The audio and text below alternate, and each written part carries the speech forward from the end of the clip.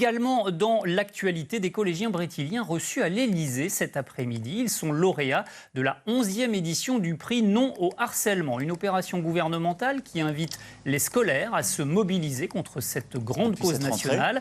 La cérémonie s'est déroulée en présence de Nicole Belloubet, la ministre de l'Éducation nationale et de la jeunesse, mais également du couple présidentiel Emmanuel et Brigitte Macron.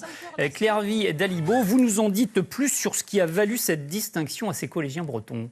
Oui, tout à fait, Eric. Alors déjà, il faut savoir que ce prix récompense des affiches et vidéos créées par des élèves pour lutter contre le harcèlement en milieu scolaire.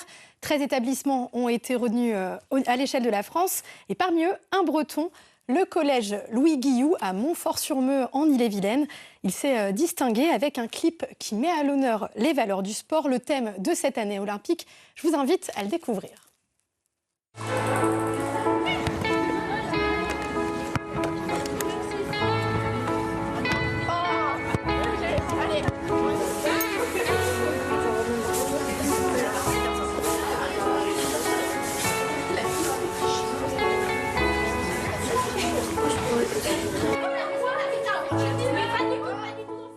Vous venez le voir, la construction de ce clip fait le parallèle entre la vie en classe ou dans la cour et les activités sportives, le sens du collectif, l'engagement nécessaire à la pratique du sport. Alors des valeurs fortes pour la prévention, Claire-Vie, un phénomène toujours trop présent, le harcèlement.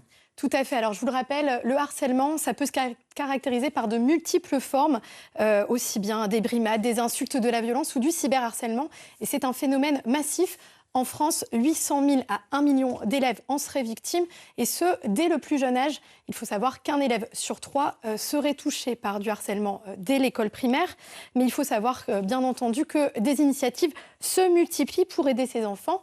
Dans chaque collège et lycée de l'Académie de Rennes, 5 professionnels enseignants ou membres de l'établissement sont formés pour écouter les élèves, mais également pour repérer les situations de harcèlement.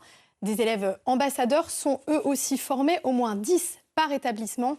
Et s'il y a une information à retenir, eh bien, c'est qu'il y a un numéro, le 3018. C'est un numéro vert accessible 7 jours sur 7 et gratuit. Et une application du même nom qui permette d'identifier les situations de harcèlement, de les dénoncer, de les signaler et d'apporter de l'aide aux victimes. Merci.